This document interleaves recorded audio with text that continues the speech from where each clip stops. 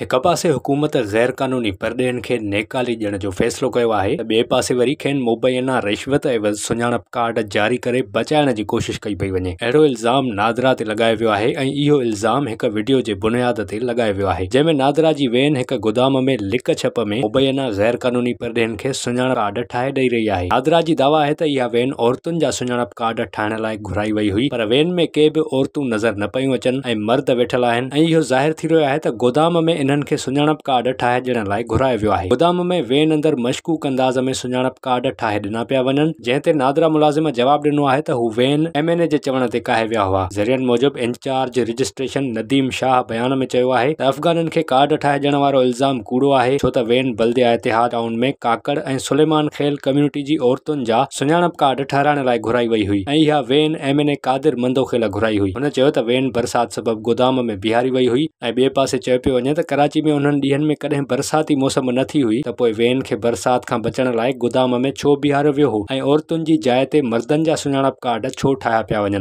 नादरा जो बयान वरी वेन इंचार्ज जे बयान जे उपतड़ आहे। नादरा जो चवणु आहे त वेन सियासी समाजी शख़्सियतुनि जी दरख़्वास्त ते घुराई वई हुई ऐं वीडियो 20 जुलाई 2023 जी आहे जॾहिं मुक़ामी माण्हुनि जी दरख़्वास्त ते वेन घुराई वई। हिन मौक़े ते रुगो 6 ॼणनि जा सुञाणप कार्ड ठाहिया विया हुआ। सोशल मीडिया वापेदारनि जो चवणु आहे त हेॾी सारी वेन रुगो 6 ॼणनि जे सुञाणप कार्डनि लाइ नाहे सीड़ाई वेंदी, वॾे अंग में माण्हू मौजूद हूंदा आहिनि तॾहिं वेन मोकिली वेंदी आहे। नादरा जो चवणु आहे त वेन में GPS ट्रैकर हूंदो आहे जंहिं ते ॼाण मिलंदी रहंदी आहे। वापेदारनि जो चवणु आहे त GPS ट्रैकर हुजण मां इहो साबित थिए थो त नादरा वेन अमले खां सवाइ ॿिया माण्हू बि मुलविस हुआ जेके GPS खे नज़रअंदाज करे रहिया हुआ। नादरा जो चवणु आहे त वेन मौसम जी ख़राबी सबबि रोकी वई हुई। वापेदारनि जो चवणु आहे त 20 जुलाई ते मौसम बिल्कुलु ठीकु हुई। नादरा जो चवणु आहे त कंहिं बि परडे॒ही जा सुञाणप कार्ड नाहिनि ठाहिया विया। वापेदारनि जो चवणु आहे त वेन में मौजूद माण्हू परडे॒ही आहिनि। नादरा जो चवणु आहे त कुझु शिरपसंद उनसर प्रोपेगेंडा करे रहिया आहिनि, जॾहिं त वापेदारनि जो चवणु आहे त नादरा जो बयान कूड़ ऐं हथ ठोकियो आहे। जेको पैसो ॾींदो आहे पाकिस्तान में उहो कुझु बि करे सघे थो। ज़फरुल्लाह काकड़ नाले हिक वापेदार पंहिंजो वास्तो बलोचिस्तान सां ज़ाहिर कंदे लिखियो त नादरा वेन में जेके माण्हू मौजूद आहिनि उन्हनि 30,000 खां 1.5 लख अफ़गान शहरियुनि खे सुञाणप कार्ड ठाहे ॾिना आहिनि ऐं इहे अफ़गानी हाणे पाण खे पाकिस्तानी चवनि था। सरासरी तौर ते केर बि नादरा जो जवाब मञण लाइ तयार नाहे ऐं अवाम में नादरा ख़िलाफ़ कावड़ जी लहर छायल आहे। अक्सर वापेदारनि जो इहो ई सवाल आहे त गैर कानूनी रहंदड़ अफ़गाननि खे पाकिस्तान जो सुञाणप कार्ड कीअं जारी थी वञे थो ऐं हू पाकिस्तानी कीअं बणिजी वञनि था। हिन बाबति नादरा खां ज़रूर पुछाणो थियणु घुरिजे ऐं सख़्त कार्रवाई कई वञे।